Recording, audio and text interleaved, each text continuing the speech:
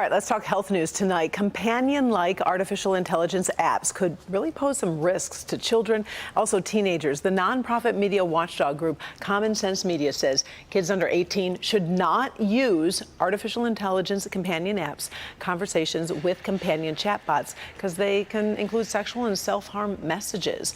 This is an issue so many people are talking about. So standing by now, Dr. Jameel Smith. She's the director of the Psychotherapy Child and Adolescent Division over at Henry Ford Health. And Jameel, I do appreciate you joining us to talk about this.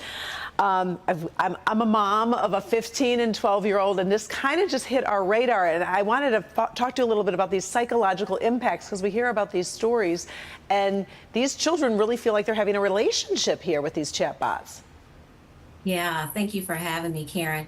That's the dilemma, because kids don't always have the developmental skill to be able to know the difference between the kind of engagement they're having with these conversational chat AI apps.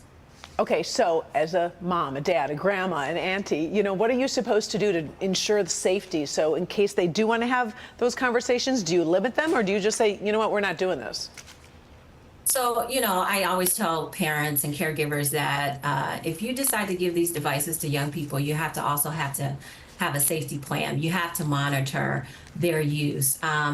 I hesitate to say no social media, no technology, because we're seeing that there are some good, apps out there that are supporting the mental health and well-being of young people in safe and responsible ways. But these conversational AI apps really pose a risk. We don't know what kind of data they're gathering. We can't know that a young person can separate what is really just the computer versus, something that really is providing companionship, that is supplanting what we want them to be doing with their peers and with other humans in real life. So it really takes a caregiver to be monitoring and really looking at what they're looking at. So are there signs? I always like my list, like, okay, I should be looking out for A, B, and C, or what they say or do. What am I supposed to be looking out for?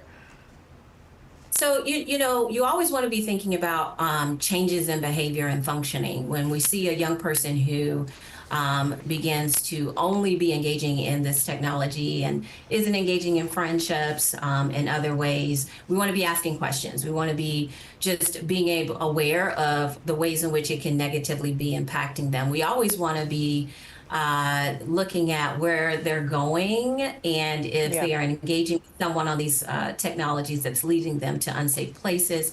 So just, changes in functioning, I always say to look out for. All right. I could be talking to you all night. I have lots of questions, but we will put our interview on clickondetroit.com. I appreciate your expertise and your insight. Thank you very much, Sure. Doctor. Thanks for having me. Dr. Jameel Smith, we'll send it over to you. Demond.